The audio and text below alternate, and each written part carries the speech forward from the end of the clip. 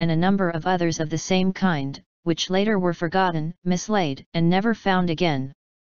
From these old, completed poems, he went on to others that he had begun and left unfinished, getting into their spirit and sketching the sequels, though without the slightest hope of finishing them now. Finally getting into his stride and carried away, he started on a new poem. After 2 or 3 stanzas and several images by which he himself was struck, his work took possession of him and he felt the approach of what is called inspiration. At such moments the relation of the forces that determine artistic creation is, as it were, reversed. The dominant thing is no longer the state of mind the artist seeks to express but the language in which he wants to express it. Language, the home and receptacle of beauty and meaning, itself begins to think and speak for man and turns wholly into music, not in terms of sonority but in terms of the impetuousness and power of its inward flow. Then, like the current of a mighty river polishing stones and turning wheels by its very movement, the flow of speech creates in passing, by virtue of its own laws, meter and rhythm and countless other forms and formations, which are even more important, but which are as yet unexplored, insufficiently recognized, and unnamed. At such moments Yurii Andreevich felt that the main part of the work was being done not by him but by a superior power which was above him and directed him. Namely the movement of universal thought and poetry in its present historical stage and the one to come. And he felt himself to be only the occasion, the fulcrum, needed to make this movement possible.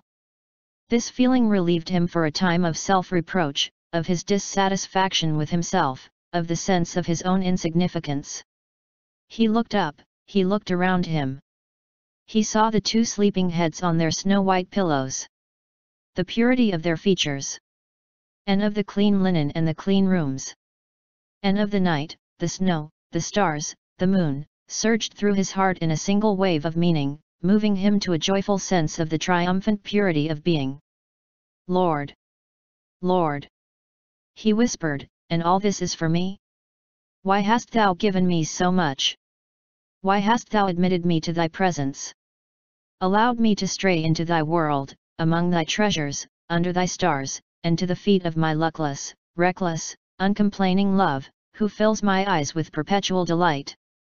At 3 in the morning Yurii Andreevich looked up from his papers. He came back from his remote, selfless concentration. Home to reality and to himself, happy, strong, peaceful. Suddenly the stillness of the open country stretching into the distance outside the window was broken by a mournful, plaintive sound. He went into the unlit adjoining room to look through the window, but while he had been working the glass had frosted over. He dragged away the roll of carpet that had been pushed against the front door to stop the draft, threw his coat over his shoulders, and went out. He was dazzled by the white glow playing on the shadowless, moonlit snow and could at first see nothing. Then the long, whimpering, deep-bellied howl sounded around, muffled by the distance, and he noticed 4 long shadows, no thicker than pencil strokes, at the edge of the clearing just beyond the gully. The wolves stood in a row, their heads raised and their muzzles pointing at the house, baying at the moon or at its silver reflection on the windows. But scarcely had Yurii Andreevich realized that they were wolves when they turned and trotted off like dogs, almost as if they could read his thoughts. He lost sight of them before he noticed the direction in which they had vanished. That's the last straw, he thought. Is their lair quite close? Perhaps in the gully? How terrible! And Sam Deviatov's horse in the barn. They must have scented it. He decided for the time being not to tell Lara, lest he upset her. Going back, he shut all the doors between the cold rooms and the heated part of the house, pushed rugs and clothes against the cracks to keep out the draft, and went back to his desk. The lamplight was bright and welcoming as before. But he was no longer in the mood to write. He couldn't settle down. He could think of nothing but wolves and of looming dangers and complications of every kind. Moreover, he was tired. Lara woke up. "Are you still burning, my precious bright light?" she whispered in a husky voice heavy with sleep. "Come and sit beside me for a moment. I'll tell you my dream." He put out the light. 9. Another day of quiet madness went by. They had found a child's sled in the house. Katenka, flushed bright red and bundled up in her coat, glided, shrieking with laughter, down the unswept paths from the snowshoot Yurii Andreevich had made for her by packing the snow hard with his spade and pouring water on it. Endlessly, she climbed back to the top of the mound, pulling the sled by a string, her smile never leaving her face. It was freezing. The air was getting noticeably colder, but it was sunny. The snow was yellow at noon, with orange seeping into its honey color like an aftertaste at sunset. The laundering and washing that Lara had done the day before had made the house damp. The steam had covered the windows with thick hoarfrost and left black streaks of damp on the wallpaper. The rooms were dark and cheerless. Yurii Andreevich carried logs and water and went on with his inspection of the house, making more and more discoveries, and he helped Lara with her endless chores. In the rush of some task or other their hands would meet and join. And then they set down whatever they were carrying, weak and giddy with the irresistible onslaught of their tenderness, all thought driven from their heads. And the moments went by until it was late and they both remembered, horrified, that Katenka had been left alone much too long or that the horse was unwatered and unfed, and rushed off, conscience-stricken, to make up for their omissions. Yurii Andreevich had not slept enough. There was a pleasant haze in his head, like tipsiness, and he ached all over with a nagging blissful weakness. He waited impatiently for the night, to go back to his interrupted writing. The preliminary part of the work was being done outside his consciousness, during the drowsiness that filled him and veiled his surroundings and his thoughts. The diffuse mistiness in which everything was enveloped marked the stage preceding. The distinctness of the final embodiment. Like the confusion of a first rough draft, the wearisome inactivity of the day was a necessary preparation for the night. Although he felt exhausted, nothing was left untouched, unchanged. Everything was being altered and transformed. Yurii Andreevich felt that his dream of remaining in Varykino would not come true, that the hour of his parting with Lara was at hand. He would inevitably lose her and with her the will to live and perhaps life itself. He was sick at heart, yet his greatest torment was his impatience for the night, his longing so to express his grief that everyone should be moved to tears. The wolves he had been remembering all day long were no longer wolves on the snowy plain under the moon. They had become a theme, they had come to symbolize a hostile force bent upon destroying him and Lara and on driving them from Varykino. The thought of this hostility developed in him and by evening it loomed like a prehistoric beast or some fabulous monster. A dragon whose tracks had been discovered in the ravine and who thirsted for his blood and lusted after Lara. The night came and once again the doctor lit the lamp on the table. Lara and Katenka went to bed earlier than the night before.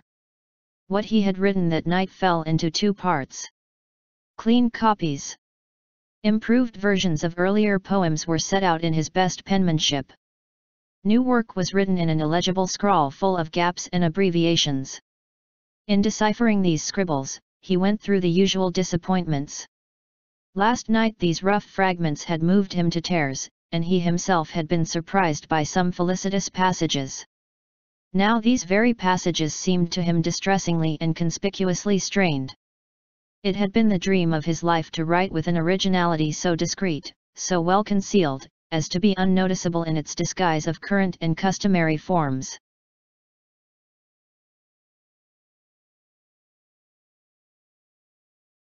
All his life he had struggled for a style so restrained, so unpretentious that the reader or the hearer would fully understand the meaning without realizing how he assimilated it. He had striven constantly for an unostentatious style, and he was dismayed to find how far he still remained from his ideal. Last night he had tried to convey, by words so simple as to be almost childish and suggesting the directness of a lullaby, his feeling of mingled love and fear and longing and courage, in such a way that it should speak for itself, almost apart from the words. Looking over these rough sketches now, he found that they needed a connecting theme to give unity to the lines, which for lack of it fell apart. He crossed out what he had written and began to write down the legend of St. George and the Dragon in the same lyrical manner. At first he used a broad, spacious pentameter.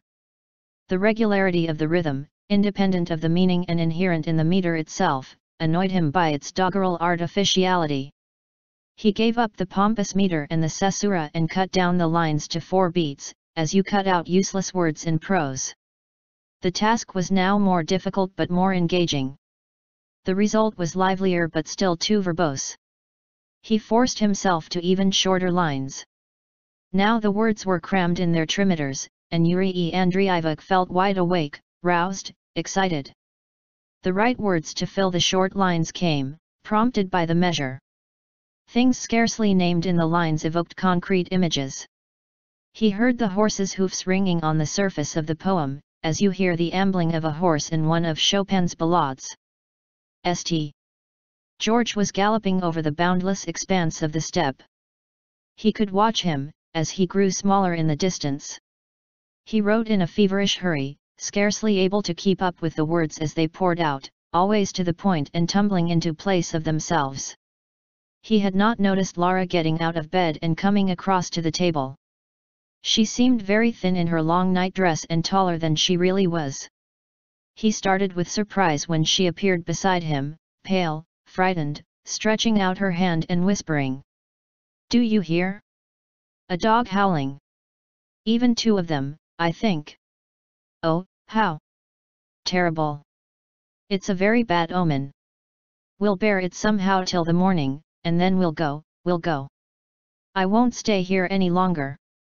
An hour later, after much persuasion, she calmed down and fell asleep. Yurii Andreevich went outside. The wolves were nearer than the night before. They vanished even more swiftly and again before he could make out in which direction they went. They had stood in a bunch and he had not had time to count them, but it seemed to him that there were more of them. 10.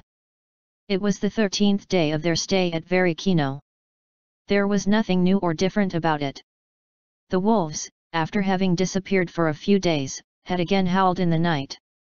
Once again, mistaking them for dogs, and frightened by the omen, Larissa Fyodorovna, just as before, announced that she was leaving the next day. Her usual balance was disturbed by attacks of anxiety, natural in a woman unused to pouring out her feelings all day long or to the luxury of unrestrained affection. The same scenes were repeated again and again. So that when that morning Lara, as she had done so many times before, began to pack for the return journey, it was as if the 13 days since their arrival had not existed at all. It was again damp and dark in the rooms, this time because the weather was overcast. It was less cold, and judging from the look of the dark, low clouds it would snow any moment. Yurii Andreevich was exhausted by the physical and mental strain of too many sleepless nights. His legs were weak and his thoughts were in a tangle. Shivering with cold and rubbing his hands, he walked about from room to room, waiting to see what Lara would decide and what he would have to do in consequence. She did not know herself.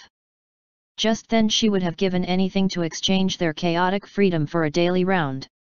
However strenuous, but laid down once and for all, for work and obligations, so that they could live a decent, honest, sensible life.